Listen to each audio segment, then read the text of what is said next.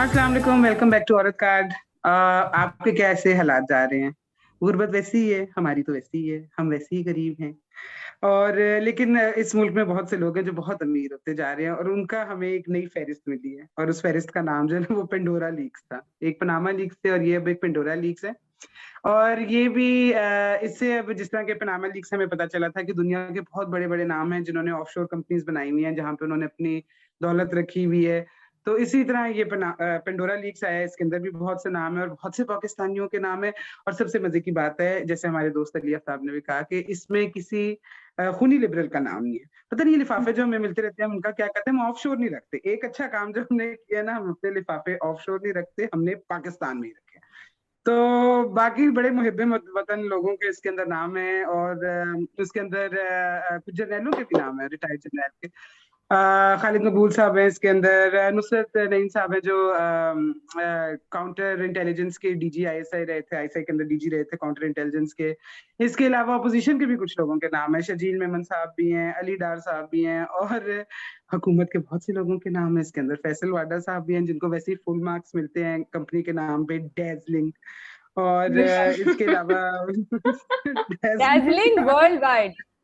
Dazzling world दुनिया में business करते हैं, जैज है तो अच्छा कर। उनके अलावा मोना सिलाई भी हैं और मुझे यार नाम ही भूल गए, इतने ज्यादा नाम है तो सचिन खैर, तेंदुलकर। खुसरो खुसरो बख्तियार भी हैं और इंडियन एक्टर्स भी हैं।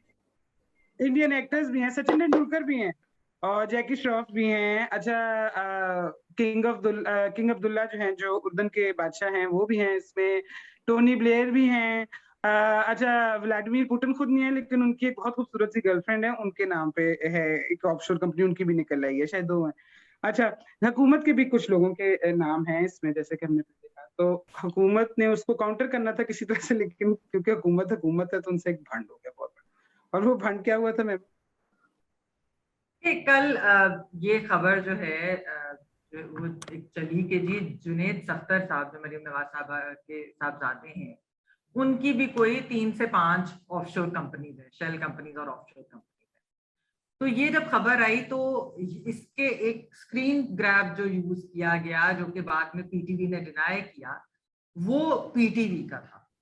और वो जो थे एक ऑफिशियल अकाउंट जो एक पीएम की एड है, उन्होंने भी इस्तेमाल किया। और फिर उन्होंने ARY के ऊपर जो है उन्होंने ये कहा भी कि ये पीटीवी की अगर खबर है तो आप उसको ट्रस्ट कर लें। अच्छा, पीटीवी ने इसको, ऑन साई साहब जो है वो पीटीवी में काम करते हैं, उन्होंने इसको ऑफिशियली डिनाई भी किया। उन्होंने कहा पीटीवी के किसी ये न्यूज बुलेटिन या कहीं से इस तरह नहीं चली, एक टॉक शो के अंदर जरूर पीटीवी के अंदर ये बात हुई, और वो इसलिए क्योंकि ये बाकी चैनल्स के ऊपर खबर चल रही थी। तो इसके ऊपर मरीम नवाज साहबा ने कहा कि मैं लीगल एक्शन लूंगी, और अगर ये लंदन टेस्ट से चला है तो मैं उनके खिलाफ भी लीगल एक्शन लूंगी, और अगर ये पीटीवी ने किया है तो मैं उनके खिलाफ भी लीगल एक्शन लूंगी। अच्छा, उस वक्त जियो न्यूज के ऊपर ट्रांसमिशन चल रही थी जिसमें उमर चीमा साहब और फखर दुरानी साहब दोनों बैठे हुए थे, शहजाद इकबाल साहब सर। और ये वो दो जर्नलिस्ट हैं जिन्होंने पूरे जो पेंडोरा पेपर्स हैं वो ICIJ के साथ मिलकर उन्होंने पाकिस्तान का पूरा डेटा जो है वो उन्होंने हैंडल किया। तो पहले शहजाद इकबाल साहब ने जुबैर साहब से पूछा, मोहम्मद जुबैर साहब भी थे उसके अंदर, तो उन्होंने कहा कि मुझे अभी इसका नहीं पता कि क्या है।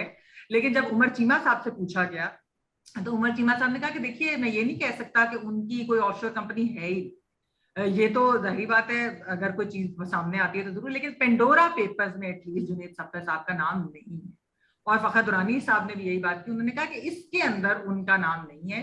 लेकिन खैर कोई भी ये एक्सेप्ट करने को तैयार नहीं है कि पहले ये खबर किसने चलाई और हुआ क्या। और शहबाज वो गिल साहब स्क्रीन, तो किसी शो पे थे, वहां पे तो उन्होंने कहा कि कभी आप पीटीवी की खबर पे यकीन भी कर लिया करें, ट्रस्ट किया करें। खैर, हाँ। देखिए, प्रोग्राम से चले या न्यूज बुलेटिन में चले, प्लेटफॉर्म पीटीवी का था। अच्छा, खैर मैं जरा वापस पेंडोरा पेपर्स पे आना चाहती हूँ। इसमें जो बड़े नाम, बहुत सारे पाकिस्तानियों के भी इसमें नाम थे। दो नाम मेरे लिए जो बहुत अहम थे, और सबके लिए पाकिस्तान में होने चाहिए। एक थे शौकत तरीन साहब का नाम, हमारे वजीर खजाना है। उनके बारे में ये खबर आई कि उनकी और उनके खानदान की 4 ऑफशोर कंपनीज हैं। अच्छा, वो कहते हैं आगे से उनकी जो एक्सप्लेनेशन आई वो ये थी कि ये हमने इसलिए बनाई थी कि हम एक बैंक के लिए फंड रेज कर रहे थे, तो इसलिए हमने बनाई थी। खैर, सवाल फिर ये भी बनता है कि अगर वजीर खजाना टैक्स से बचना चाहते हैं तो हम क्यों टैक्स देते हैं। चले खैर, छोड़े इन बातों को।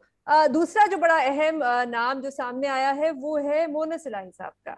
मिनिस्टर है और इस हुकूमत की, उनकी जो सियासी जमात है वो इस हुकूमत के लिए बहुत एक अहम इत्तेहादी पार्टी है। इतनी अहम कि वो जैसे कहते हैं ना, मेक और ब्रेक हुकूमत की, इस किस्म की उनकी अलायंस है इस हुकूमत के साथ। अच्छा, उनके बारे में क्या आता है? उनके बारे में आता है कि 2016 में मोनस इलाही साहब एक सिंगापुर में कंपनी है एशिया सिटी ट्रस्ट, उनके पास जाते हैं और वो कहते हैं मेरे पास $33 मिलियन है, मैं इन्वेस्ट करना चाहता हूँ।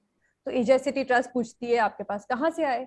उन्होंने कहा मेरे लाहौर में एक शुगर मिल थी, वो मैंने बेची, उससे मुझे ये पैसे मिले और अब मैं इसको इन्वेस्ट करना चाहता हूँ एक ऑफशोर कंपनी में।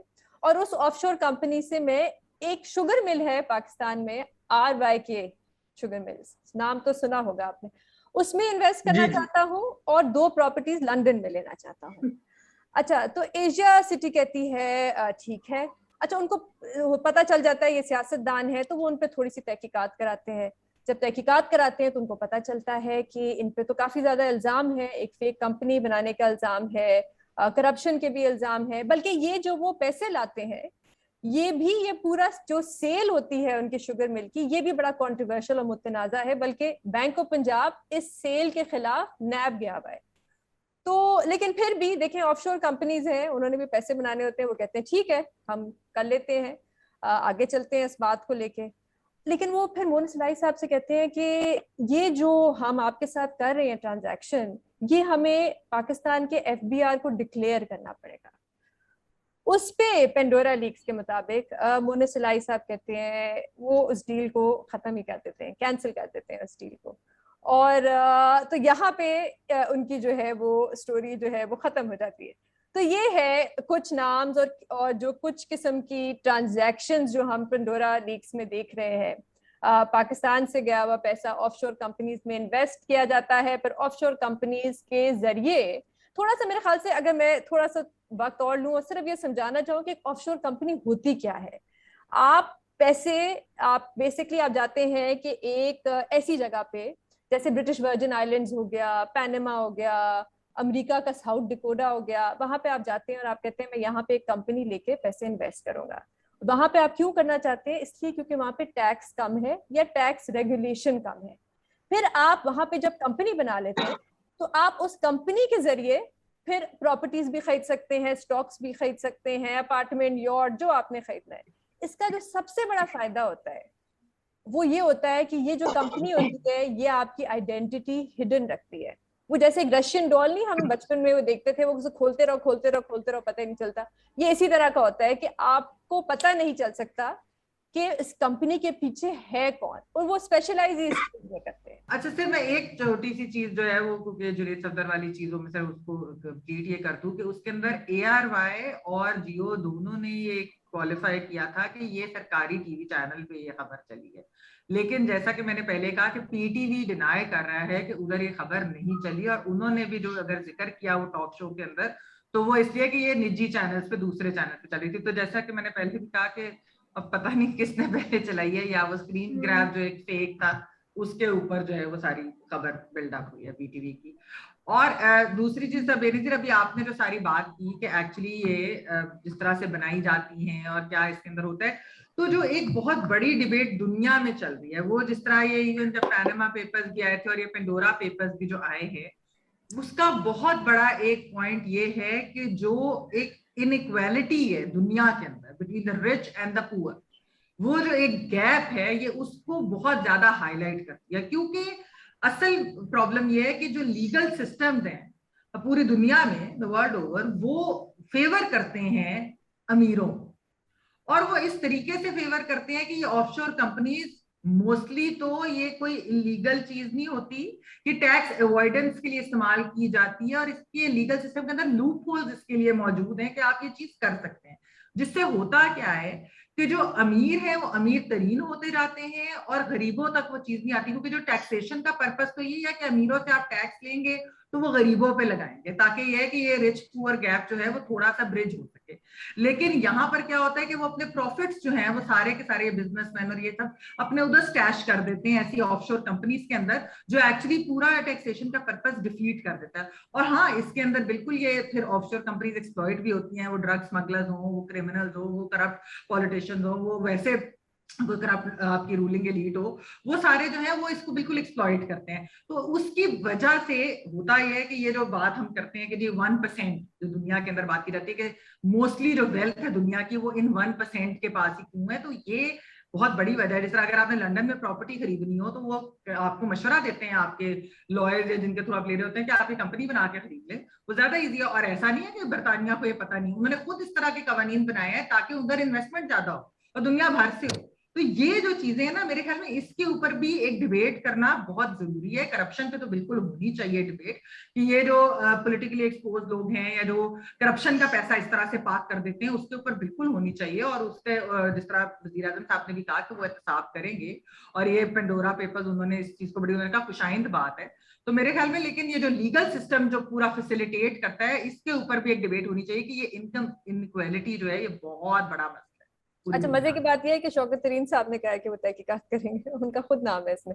खैर, अच्छा, मैं सिर्फ 2-3 बातें करना चाह रही थी इस पे।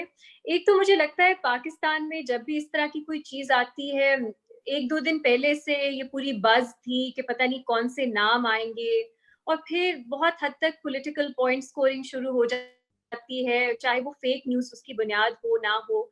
जो एक्चुअल क्रक्स है जिसका महमल ने अभी हवाला दिया, वो कहीं हमारी डिस्कोर्स का हिस्सा ही नहीं बनता। अब देखिए, इसमें 2-3 चीजें हैं मुझे बहुत फैसिनेटिंग लगी। जो केन्या के प्राइम मिनिस्टर हैं, पीटीआई की तरह, उनका भी एक तरह से एक जो रैलिंग क्राई थी वो एंटी करप्शन थी, लेकिन उनका और उनकी पूरी फैमिली का भी नाम आया है पेंडोरा लीक्स में। तो आप सोचिए कि आपकी पूरी एक नैरेटिव जो है वो एक इन लीक से जो है वो पूरा डिफीट हो गया। मुझे नहीं मालूम वहां पे मीडिया में वो किस तरह इसको डिफेंड कर रहे हैं, लेकिन जहां मैंने पढ़ा 3.5 ट्रिलियन मेरा ख्याल है उनकी कंपनीज, उनकी पूरी फैमिली की निकली केन्या के प्राइम मिनिस्टर की। दूसरी चीज, वजीर आजम साहब बहुत इसकी बात करते हैं और मेरा ख्याल है अच्छा करते हैं। यूएन जनरल असेंबली में अपने खिताब में भी उन्होंने की कि किस तरह ये इस तरह के सेफ हेवन्स हैं जहाँ पे गरीब ममालिक से पैसा, जो रूलिंग एलीट वो जो है वो वहाँ पे रखती है, और किस तरह ये इनइक्वालिटी जो है इसको जन्म देती है।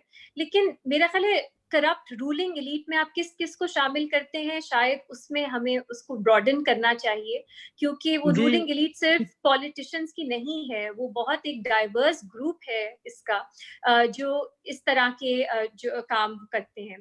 तीसरी बात, ये सिर्फ डेवलपिंग कंट्रीज में नहीं है, बहुत से जो नाम आए हैं वो डेवलप्ड वर्ल्ड से भी आए हैं। तो जो महमल ने इशारा किया, इनइक्वालिटी जो है वो अमीर ममालिक गरीब ममालिक में तो है ही, लेकिन अमीर ममालिक में भी वहां पे बहुत बहुत बड़ी डिवाइड है गरीब लोगों की और अमीर लोगों की। और आखिरी चीज जो मैं कहना चाहूंगी कि चलिए ये थोड़ा सा एक सेंसेशनल सा होता है, ऑफशोर कंपनीज निकलना, एक इसमें सीक्रेसी होती है सब, लेकिन आप अपने मुल्क के कवानीन देख लें, बहुत सी ऐसी रिजीम्स हैं जो यहाँ पे आपको अलाउ करती हैं कि आप टैक्स जो है वो इवेड करें। हमारी अक्सर जो एमनेस्टी स्कीम्स आती हैं, यहाँ पूरे पूरे बिजनेसेस हैं, पूरे सेक्टर्स हैं जहाँ पे हम टैक्स ही नहीं करते लोगों को, हमारा एम्फेसिस सैलरी क्लास पे होता है। तो अगर हम इसको एक होलिस्टिकली इस चीज को देखें, अगर हमारा मकसद वो हो कि हमने इनकम इनइक्वालिटी कम करनी है, बिकॉज आप ये फिगर्स देखिए, मुझे तो समझ नहीं आता कितने जीरोस होंगे। कुछ लोगों के पास दुनिया में बहुत अमीर लोग हैं और कुछ लोग गुर्बत से, भूख से मर रहे हैं। तो बहुत ही कि कुछ ऐसा नहीं है जो हमें नहीं पता था, लेकिन इस तरह की जब लीक्स आती हैं तो फिर से वही बात रीइंफोर्स करती हैं जो महमल ने पॉइंट आउट की। और मेरा ख्याल है सिर्फ ऑफशोर कंपनीज की बात नहीं है, हमारी अपनी जो रिजीम्स है, टैक्स रिजीम्स हैं, एमनेस्टी स्कीम्स हैं, वो भी इसी तरह आपकी जो एलीट है, चाहे उसमें जो भी हो, वो उनको फैसिलिटेट करती है।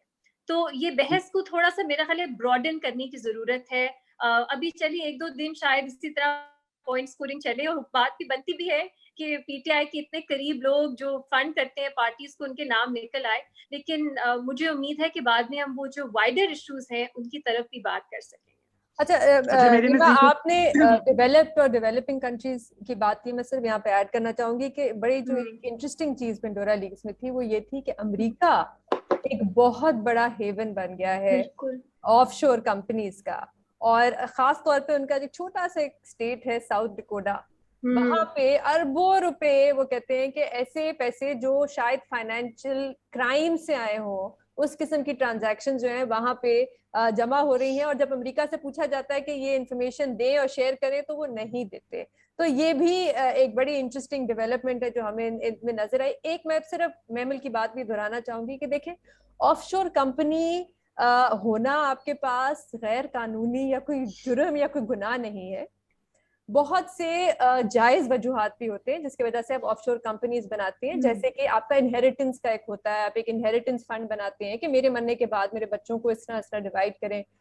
एक और वजह जो इसमें लीक्स में भी लिखा हुआ है वो ये है कि कुछ ऐसे ममालिक हैं जहाँ पे रिश्वत का, ब्राइब्स का, लॉ एंड ऑर्डर का बड़ा मसला है, तो लोगों को अपने पैसे छुपाने पड़ते हैं।